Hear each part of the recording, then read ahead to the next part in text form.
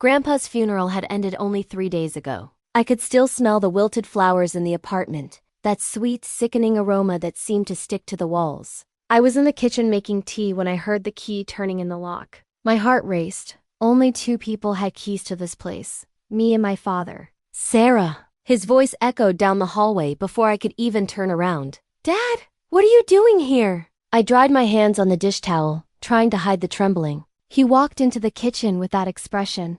I knew too well, the one that meant he'd already made a decision and wasn't interested in discussion. His suit was wrinkled, his tie loosened. He'd been drinking. I could smell the whiskey from across the room. We need to talk. He pulled out one of the chairs and sat down without being invited. About what? I asked, though something in my stomach already knew. About this place. He gestured around the apartment with a sweep of his hand. About your situation. My situation. As if I were a problem that needed solving.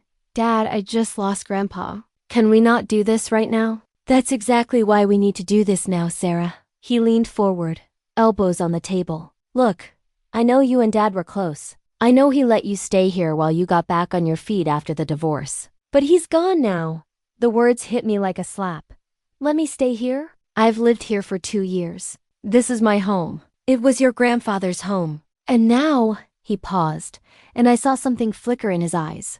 Greed? Calculation? Now it's part of the estate. My inheritance. Your inheritance? I set down my mug harder than I intended. Grandpa would have wanted. Grandpa isn't here anymore. His voice rose and I flinched. He caught himself, softened his tone. Look, Sarah, I'm not trying to be cruel, but facts are facts. This apartment is worth nearly $500,000. I have debts. Karen and I are trying to buy a lake house. The timing is actually perfect. Perfect! I couldn't believe what I was hearing. Your father just died and you're talking about lake houses? Don't you dare judge me. He stood up abruptly, the chair scraping against the floor. You, who's been living rent-free for 2 years while the rest of us worked and struggled. You think Dad didn't resent that? You think he didn't complain to me about how you just moved in and took over? That was a lie. It had to be. Grandpa had welcomed me with open arms when Tom left me with nothing but divorce papers and a mountain of debt Tom had hidden from me. Grandpa had said this apartment was my safe haven for as long as I needed it. He never said that, I whispered. Well, he's not here to confirm or deny it, is he? Dad's smile was cruel. Here's what's going to happen. I'm meeting with the estate lawyer next week. I'm putting this place on the market immediately. You have until the end of the month to find somewhere else to live. The end of the month? That's 3 weeks. 3 weeks is generous. Legally, I could have you out this weekend. He moved toward the door, then turned back. Oh, and Sarah? Don't get any ideas about fighting me on this. Dad didn't leave a will, at least not one that mentions you. I'm his only child. Everything comes to me. That's how inheritance works. The door slammed behind him, and I stood frozen in the kitchen, my tea growing cold, my whole world crumbling around me. That's when I noticed Grandpa's cardigan still hanging on the back of his favorite chair. I walked over and buried my face in it, breathing in his scent, Old Spice and peppermint, and let the tears finally come. How could my father be so heartless? How could he erase 2 years of my life here, of my memories with Grandpa, as if they meant nothing? But worse than that was the creeping fear that maybe he was right. Maybe I had no legal standing. Maybe I really would have to leave the only place that had felt like home since my divorce. I spent the rest of that evening walking through the apartment, touching everything. The worn sofa where Grandpa and I had watched old movies. The dining table where we'd played endless games of gin rummy. The bookshelf filled with his mystery novels that he'd always said would be mine someday. Every corner held a memory, and now my father wanted to sell them all to the highest bidder. That night, I couldn't sleep. I kept thinking about what Dad had said. No will that mentions you. But that didn't sound like Grandpa at all. He was meticulous, organized, always prepared. He'd been a lawyer himself before retiring. Surely he'd left his affairs in order. At 2 a.m., I found myself in Grandpa's study, the room I'd barely entered since his death. It felt like trespassing, but I had to know. If there was any document, any letter, anything that might give me hope, I needed to find it. I started opening drawers carefully, respectfully, not wanting to disturb his things, but desperate for answers. Bills, old photographs, case files from decades ago, but nothing that looked like a will or estate documents. Just as I was about to give up, my hand brushed against something at the back of the bottom drawer. A small envelope, yellowed with age, with my name written on it, in Grandpa's distinctive handwriting. My hands shook as I pulled it out. What secrets was I about to discover? I stared at the envelope for a long moment before opening it. The handwriting was definitely Grandpa's, those firm, confident strokes he'd maintained even in his 80s. The envelope wasn't sealed, just tucked closed. Inside was a single sheet of paper, dated almost 3 years ago, shortly after I'd first moved in. "My dearest Sarah," it began. "If you're reading this, I'm gone, and I suspect things might not be going smoothly. Your father is my son, and I love him, but I know his weaknesses. Greed has always been one of them, and I fear what might happen to you when I'm no longer here to protect you. There are things you need to know, things I should have told you while I was alive, but I was a coward. I wanted to see you happy and unburdened for as long as possible. Check the safe. The combination is your mother's birthday, the one person your father could never forget, no matter how hard he tried. Everything you need is there. Remember, Sarah, you were always the daughter of my heart, even if not of my blood. Trust in what I've done. Trust in my love for you. Always, Grandpa Thomas." I read it 3 times, my heart pounding harder with each pass. A safe? I'd lived here for 2 years and never knew there was a safe. But then again, I'd respected Grandpa's privacy, never snooping, never prying into spaces that weren't mine. My mother's birthday. October 15th, 1962. October 15th, 62. But where was the safe? I'd never seen one in the study. I started examining the walls, the bookcases, feeling like a character in one of those mystery novels Grandpa loved so much. Behind the books, under the desk, I spent an hour searching, growing more frustrated and exhausted. Then I remembered. The bedroom. Grandpa's bedroom had a large wardrobe with a false back. He'd shown it to me once when I was a little girl, visiting for the summer. "Every old apartment in this city has secrets," he'd said with a wink. "You just have to know where to look." I rushed to his bedroom, opened the wardrobe, and pushed aside the hanging clothes. There I found the panel, just as I remembered. It slid aside easily, revealing a small wall safe with a digital keypad. My hands trembled as I entered the numbers, 101562. For a moment nothing happened, and my heart sank. Then I heard a click, and the safe door popped open. Inside were several documents, all neatly organized in folders. The first one made my breath catch. Last will and testament of Thomas Edmund Barrett, dated just 6 months ago. My father had lied, or he simply didn't know. I pulled it out with shaking hands and began to read. Legal language swam before my eyes, but certain phrases jumped out. "To my beloved granddaughter, Sarah Elizabeth Barrett, I bequeath, in sound mind and body, having made proper arrangements." But it was the second folder that made me sink onto Grandpa's bed in shock. Property deed. For this apartment. And there, in black and white, was my name, Sarah Elizabeth Barrett, owner of record. Transfer date, 2 years ago, just 3 months after I'd moved in. I owned this apartment. I had owned it for nearly 2 years and never knew. The third folder contained a letter from Grandpa's lawyer, a Mr. Chen, explaining the transfer. Grandpa had wanted to protect me from my father's inevitable grasping after his death. He'd transferred the property to me as a gift while he was still alive, structured in a way that avoided gift taxes. The apartment had been in his name for over 40 years, fully paid off, and he'd wanted me to have security, stability, a home that no one could take from me. "Your father need not know until after my passing," the lawyer's letter explained. "Mr. Barrett was insistent that you live unburdened by this knowledge, at least for a time. He wanted you to simply enjoy having a home, without the weight of ownership and the responsibility, or the target on your back, that might come with it. He asked that I reach out to you after his funeral to handle the formalities and ensure all documentation is properly filed with the city." There was a business card attached. Lawrence Chun, estate attorney. His office was downtown. I sat there in the darkness, surrounded by my grandfather's things, holding proof that I owned this apartment. My father had no claim to it. His threats, his cruelty, his ultimatum, all of it was based on a lie, on an assumption he'd made without checking the facts. But something held me back from feeling triumphant. Instead, I felt sad. Sad that Grandpa had felt he needed to hide this from me. Sad that he'd known what my father would do. Sad that my relationship with my dad had deteriorated so badly that he could throw me out without a second thought. And then, a new thought crept in, darker and more disturbing. What would happen when my father found out? When he discovered that the apartment he'd already started counting on already spent in his mind, wasn't his at all? A man who could threaten to evict his own daughter wouldn't take this revelation well. I looked at the clock. 3:47 a.m. Mr. Chun's office wouldn't open for hours. I gathered all the documents, put them back in the safe, and locked it. I needed to think carefully about my next move. This wasn't just about securing my home anymore, this was about family, about legacy. About the final gift from a man who'd loved me more than my own father seemed to. As dawn broke over the city, I made coffee and sat by the window, watching the sunrise paint the buildings gold and pink. Grandpa had loved this view. He'd sat in this exact spot thousands of mornings, watching the city wake up. Now I understood why he'd wanted me to have it, but I also knew the real battle was just beginning. My father had made his move. Now it was time for me to make mine. The only question was, how much mercy did he deserve? At exactly 9 a.m., I was standing outside Lawrence Chun's office building downtown. I'd barely slept, running through dozens of scenarios in my mind.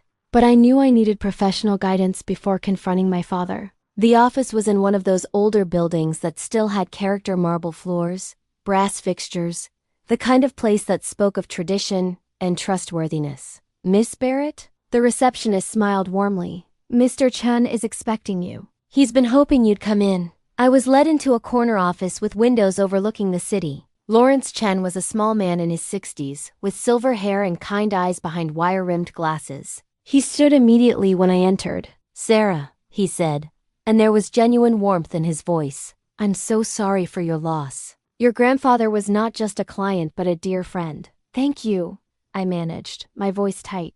I found some documents in his safe." "Ah," he nodded knowingly. "Please sit down. I was planning to contact you this week, but I wanted to give you time to grieve first." I sat, clutching my bag where I'd hidden copies of everything I'd found. "Mr. Chen, my father came to see me. He told me I had 3 weeks to move out of the apartment. He said there was no will, that everything goes to him as the only child, and that your father is mistaken on several counts," Mr. Chen interrupted gently, "though I suspect his mistake is more willful ignorance than genuine confusion. Thomas, your grandfather, was very specific in his instructions, precisely because he anticipated this scenario. He opened a file on his desk, already prepared. Let me lay out the facts clearly. First, regarding the apartment.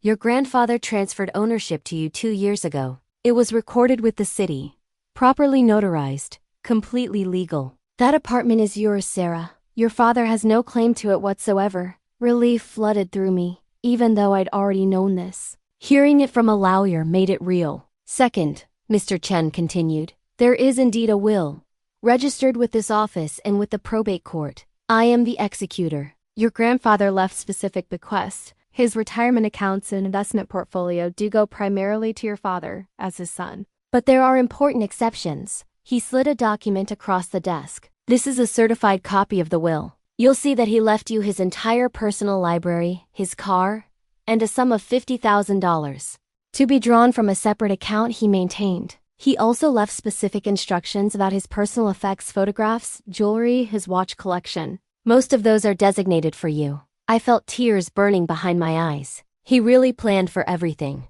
Thomas was a lawyer for 42 years, my dear. Planning was what he did best. Mr. Chen leaned back in his chair. "But there's more you should know. Your father has already contacted me twice, demanding information about the estate. I've been stalling him." "Stalling?" "The law requires certain procedures to be followed. Notifications, waiting periods, proper filing of documents. I've been following every step precisely and perhaps not as quickly as I might for a less aggressive air." His smile was slight but meaningful. "Your grandfather asked me to ensure you had time to discover the truth on your own terms. He left that letter in his safe specifically for you to find. He knew you well enough to know you'd go looking. But why didn't he just tell me?" The question burst out of me. "Why all the secrecy?" Mr. Chen's expression softened. "He explained it to me once. He said that if you'd known you owned the apartment, you would have felt beholden to him. You would have felt like you owed him something, like you couldn't truly make it your home because it was too generous a gift. He wanted you to simply live there, to heal from your divorce, to rebuild your life without that weight. He said." Chen paused, his voice catching slightly. "He said you deserve to feel safe without feeling indebted." I wiped at my eyes, not even trying to hide the tears anymore. "Your grandfather loved you very much, Sarah, and he knew his son well enough to know what would happen after his death. Every measure he took was to protect you. Chun pushed a box of tissues across the desk. Now the question is, what do you want to do with this information? What do you mean? Well, you could confront your father immediately with the truth. Or, he paused significantly. You could wait. Let him proceed with his plans, his assumptions. Your grandfather gave me very specific instructions about the reading of the will. It's scheduled for next Friday at 2 p.m. in this office. Your father will be here. You could be here too. The truth could come out then in a controlled environment.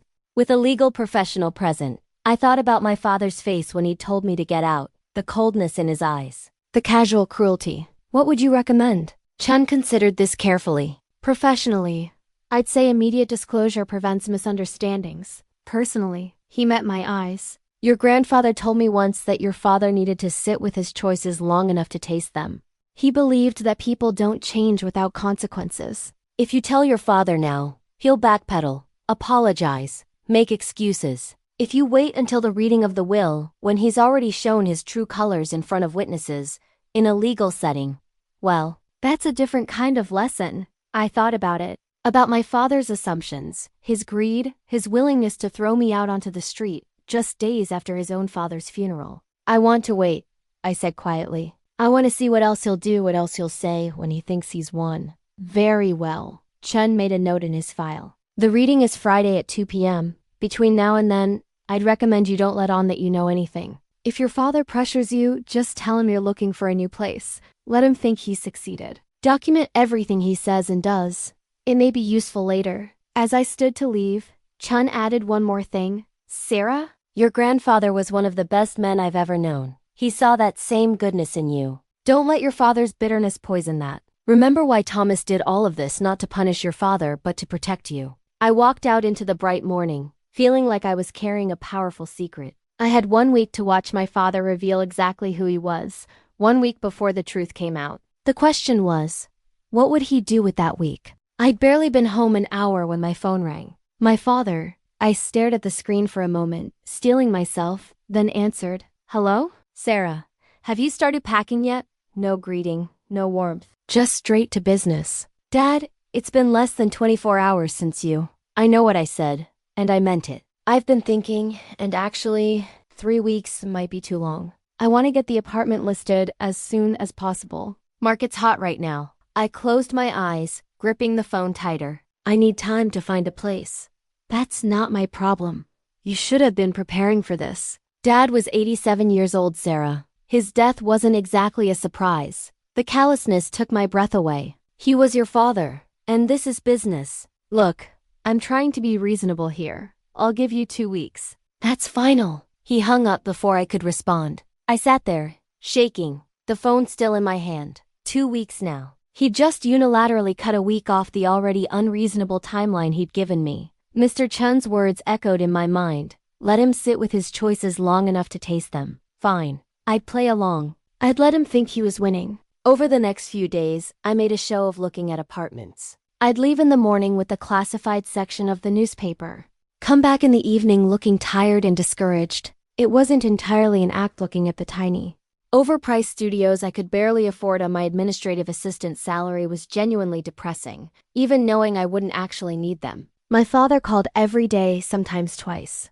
Always with the same question. Have you found a place yet? Each time I'd tell him I was looking, I was trying, but everything was so expensive. Each time he'd respond with some variation of not my problem. On Wednesday, he showed up at the apartment with a real estate agent. Dad, what is this? I asked as a woman in an expensive suit walked past me, already taking photos with her phone. This is Barbara. She's going to list the property. He didn't even look at me, just gestured around the living room. Barbara, as you can see, original hardwood floors, crown molding.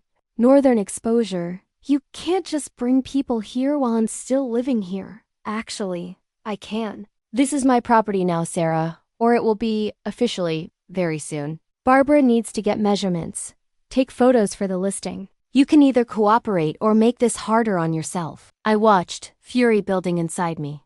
As this stranger walked through my home, through Grandpa's home taking pictures, making notes, talking about staging, and market positioning. She opened closets, examined the kitchen, even went into my bedroom. We'll want to clear out all this personal clutter before we show it, Barbara said, wrinkling her nose at my things. And that old man's smell, we'll need to air it out.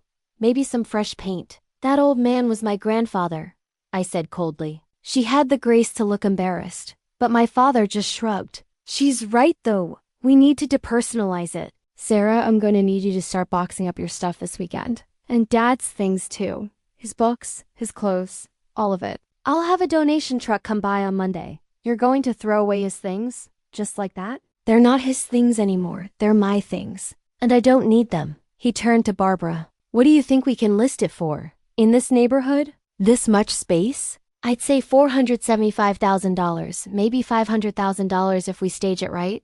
I saw something light up in my father's eyes. Dollar signs. That's all he saw when he looked around this apartment. Not the home where he'd grown up. Not the memories. Just money. They stayed for another 30 minutes. My father and this real estate agent planning the sale of my home while I stood there, invisible, irrelevant. When they finally left, my father turned to me at the door. I want everything packed by Monday.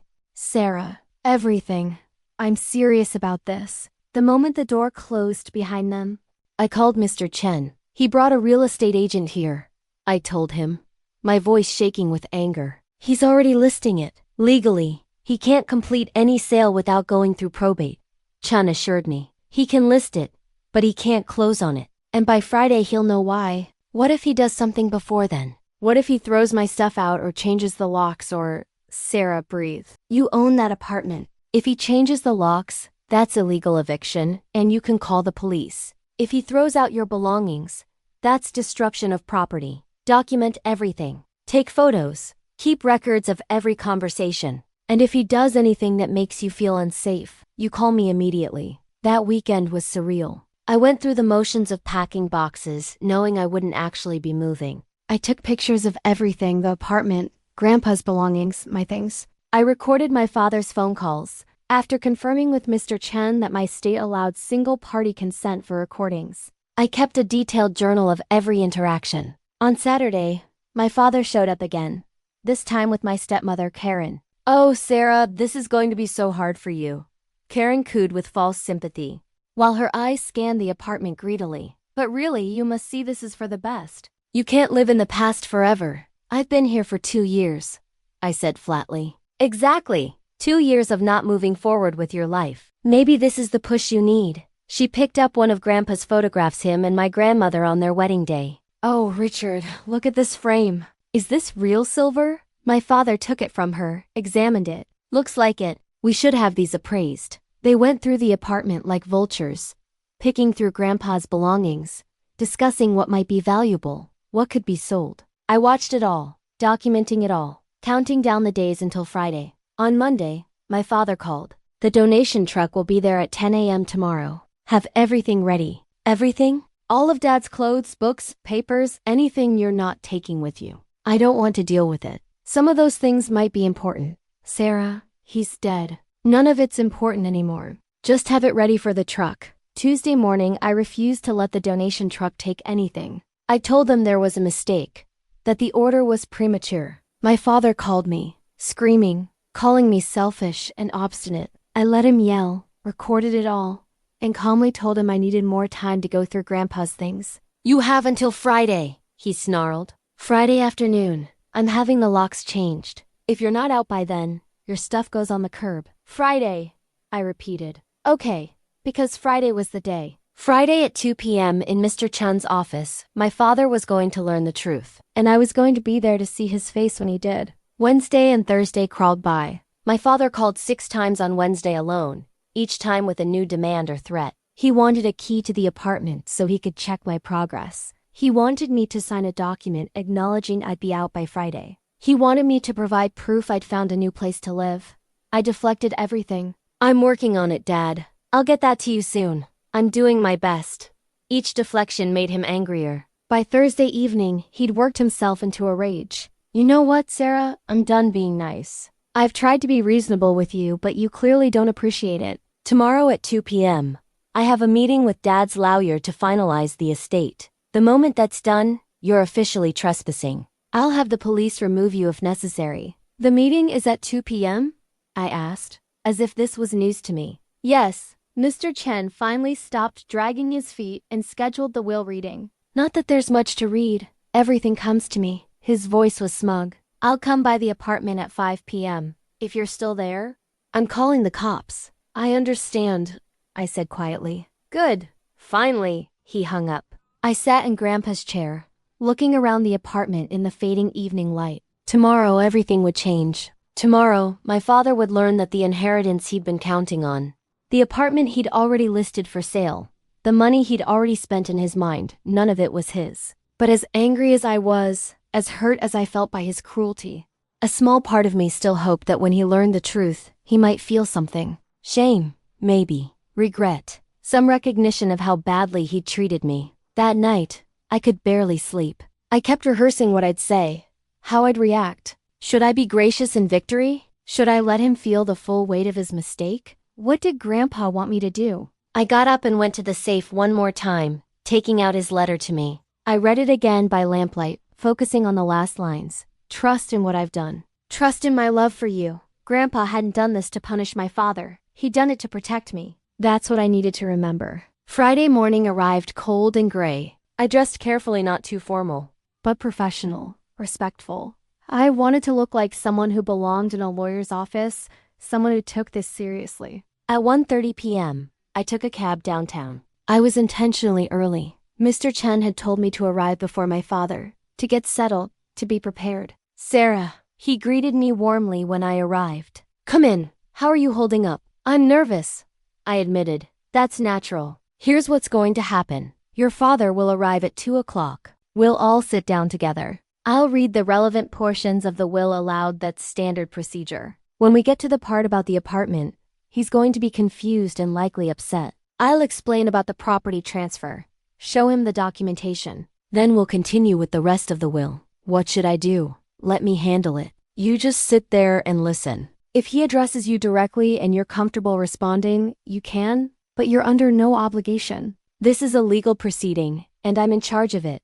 At exactly 2 p.m., my father walked in. He stopped short when he saw me. What are you doing here? Miss Barrett is named in your father's will, Mr. Chen said smoothly. Please have a seat, Mr. Barrett. My father sat down, but his eyes never left me. He looked suspicious, uncertain. Good. Let's begin, Mr. Chen said, opening the file. This is the last will and testament of Thomas Edmund Barrett, executed 6 months before his death, witnessed and notarized according to state law. My father relaxed slightly. 6 months ago, before I'd really dug into the apartment. Maybe he thought Grandpa hadn't updated things to include me. Mr. Chen began to read. The standard legal language, the declarations of sound mind, the naming of the executor. Then he got to the bequests. To my son, Richard Thomas Barrett, I leave my retirement accounts, my investment portfolio with Morgan Stanley, and my personal effects not otherwise designated in this document. The total value of these accounts,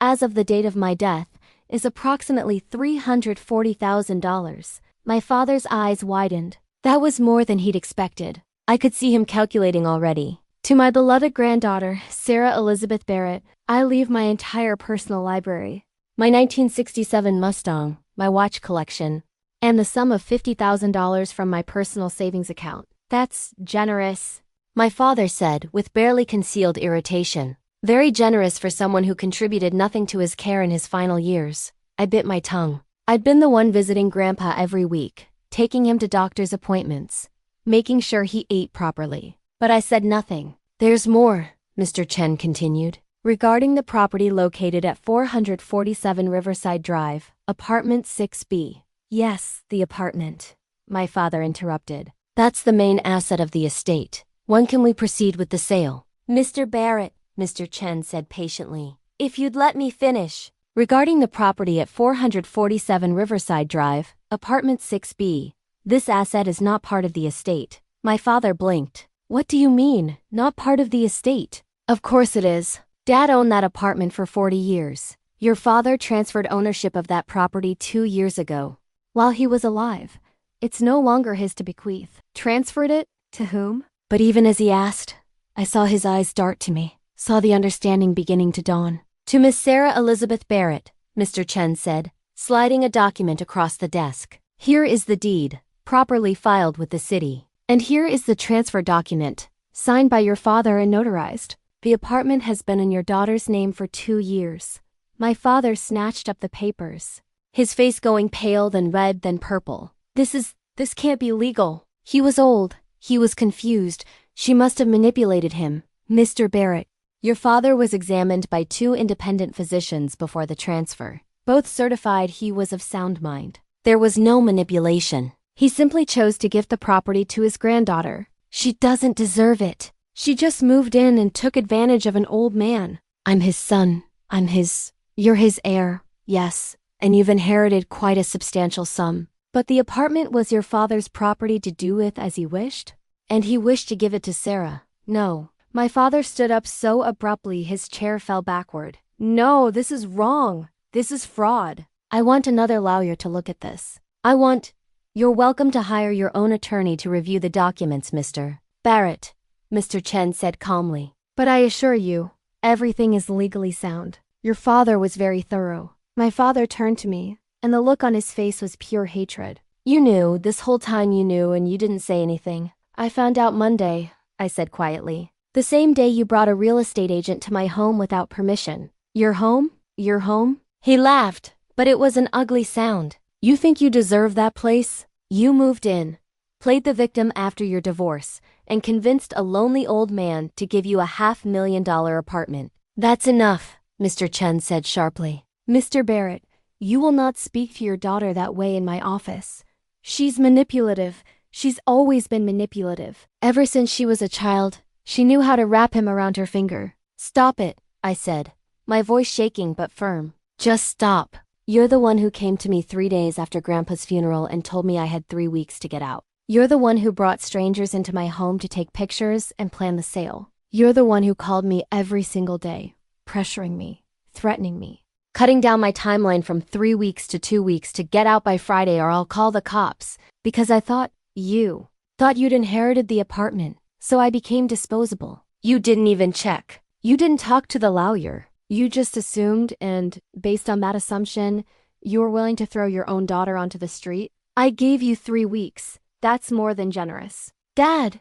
I stood up now too, facing him. Do you hear yourself? You're arguing about how generous you were in evicting me from my own home. He opened his mouth, closed it, then turned back to Mr. Chen. There has to be something we can do. Can I contest the transfer? Can I claim undue influence? You can try, Mr. Chen said, but you'd be wasting your money on legal fees. Your father had capacity.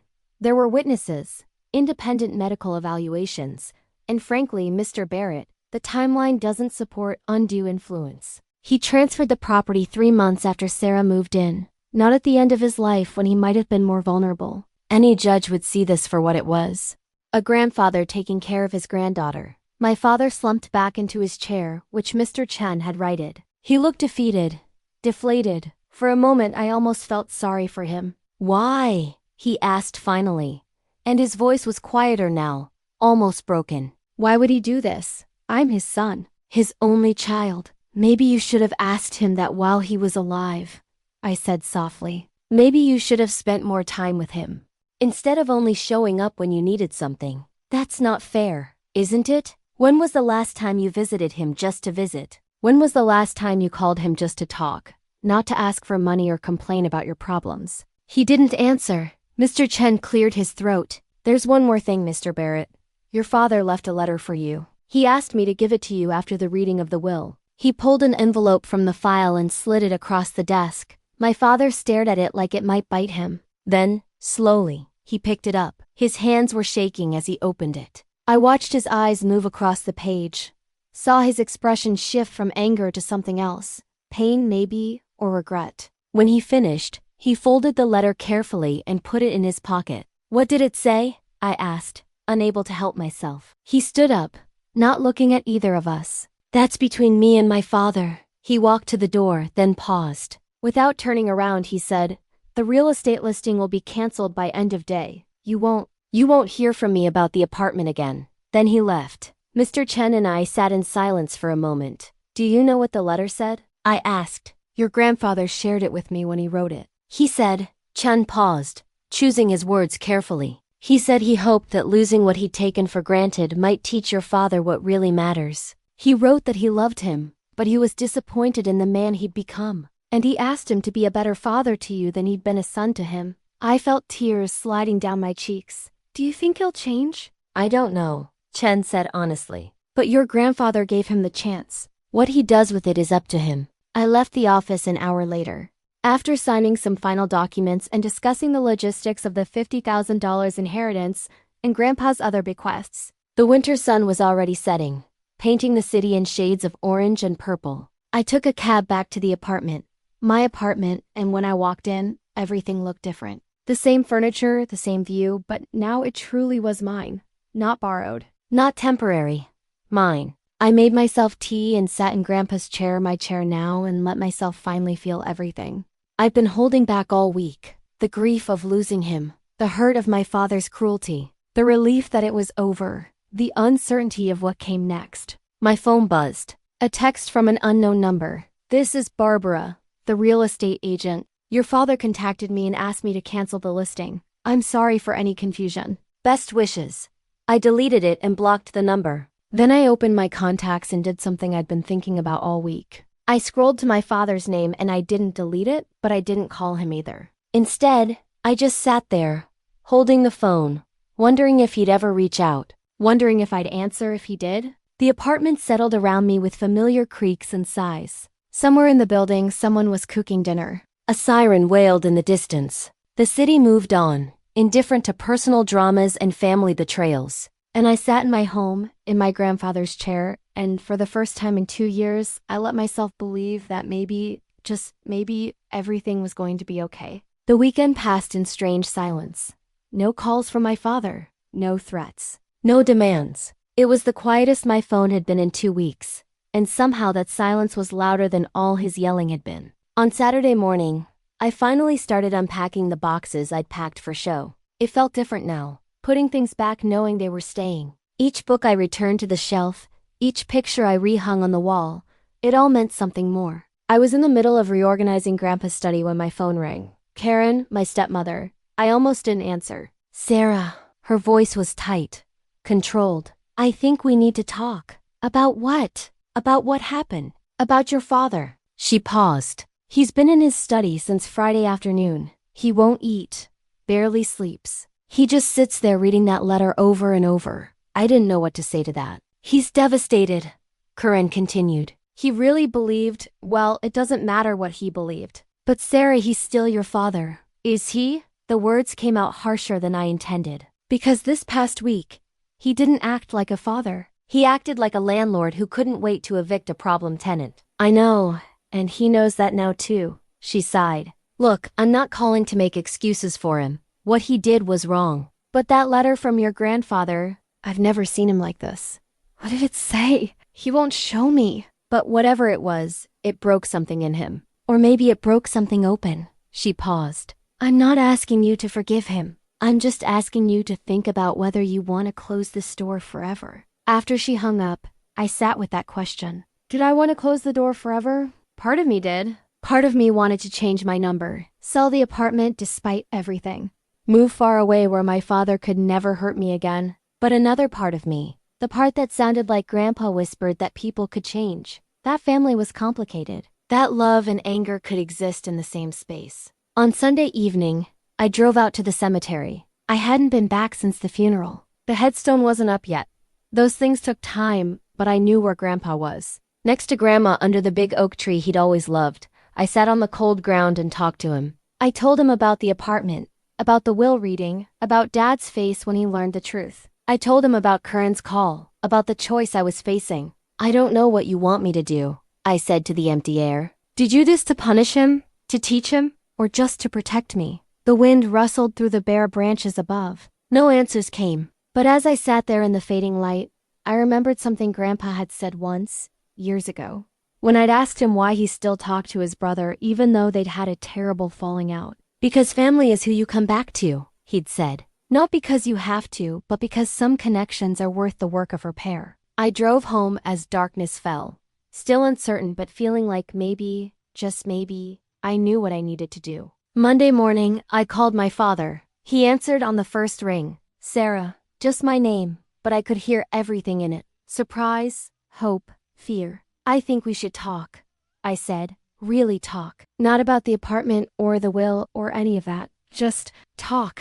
I'd like that. His voice was rough, like he'd been crying. Maybe he had been. Not at the apartment, I added quickly. Somewhere neutral. The coffee shop on 3rd Street. Tomorrow at 10? I'll be there. Tuesday morning came cold and bright. I arrived at the coffee shop early, ordered my usual latte, and sat by the window. I watched people hurrying past, bundled against the winter wind, living their ordinary lives with their ordinary problems. My father arrived exactly on time. He looked older than I'd ever seen him, gray, tired, worn down. He ordered black coffee and sat across from me, his hands wrapped around the cup like he needed the warmth. For a long moment, neither of us spoke. I'm sorry, he said finally. I know that's not enough, but I need to say it. I'm sorry for everything I said, everything I did. I'm sorry I didn't know about the apartment, but more than that, I'm sorry that even if I had known, I probably would have been angry about it anyway. I nodded slowly. Why would you have been angry? He stared into his coffee.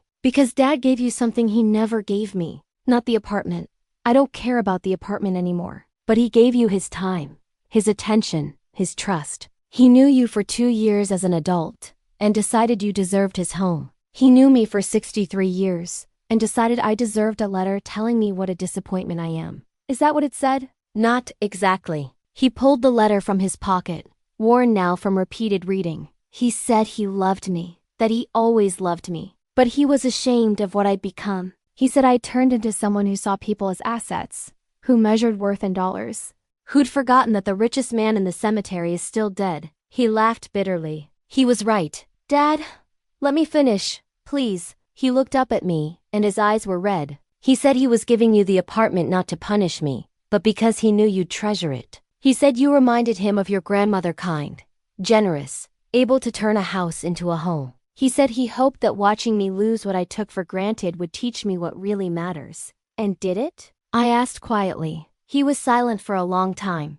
I don't know yet, but I want it to. I want to be better than I've been. I don't expect you to forgive me right away, or maybe ever, but I'd like the chance to try to earn it. I looked at this man, my father, a stranger somewhere in between, and I thought about Grandpa's letter to me. Trust in what I've done. Trust in my love for you. Maybe part of trusting Grandpa's love was believing that people could change, that the father who'd thrown me out could become the father who showed up on time to apologize.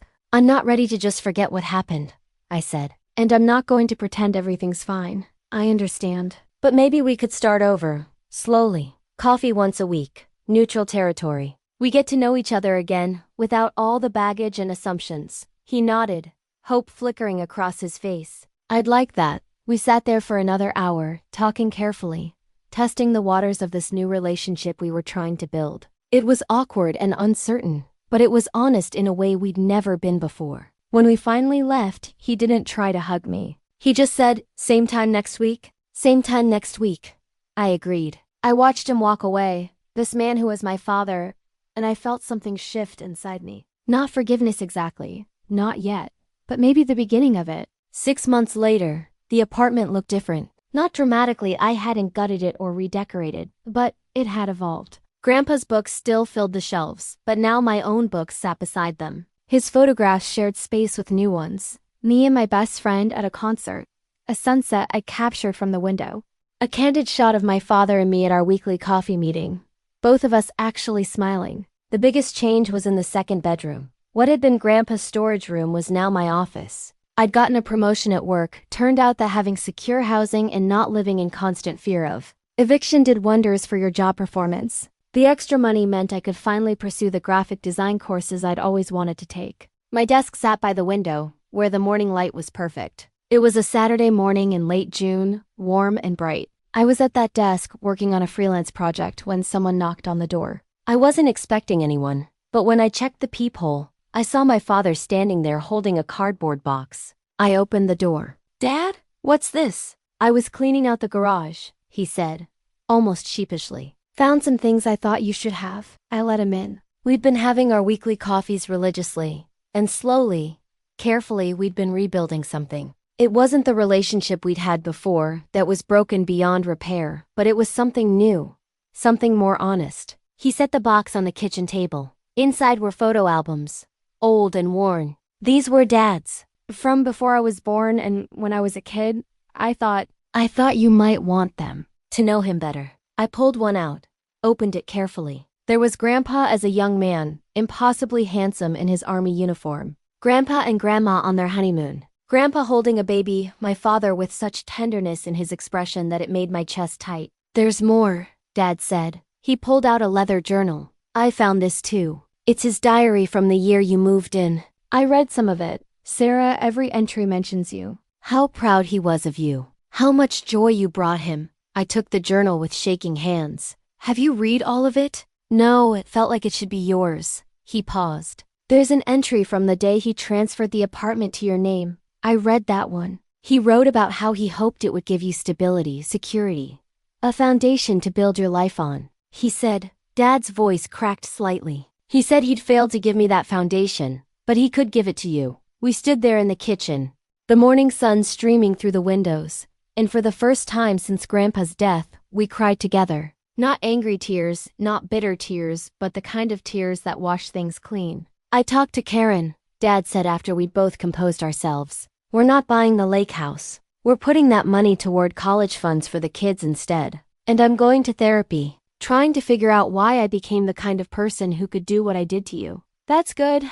Dad, really good. Your grandfather was right about a lot of things, including me. He managed a weak smile. I'm trying to prove him wrong about giving up on me. After he left, I spent the afternoon with the photo albums and the journal. I read every entry from the 2 years I'd lived with Grandpa. He wrote about our movie nights, our gin rummy games, the way I'd made his coffee every morning without being asked. He wrote about watching me heal from my divorce, seeing my confidence slowly return. And then I found the entry from the day he'd transferred the apartment. Today I gave Sarah the apartment. She doesn't know yet. I want her to just live here, unburdened, for as long as possible. Richard will be angry when he finds out, after I'm gone. But I've thought about this carefully, and I know it's right. Sarah needs a home. Richard needs a lesson. Sometimes the greatest gift you can give someone is not what they want, but what they need to become who they should be.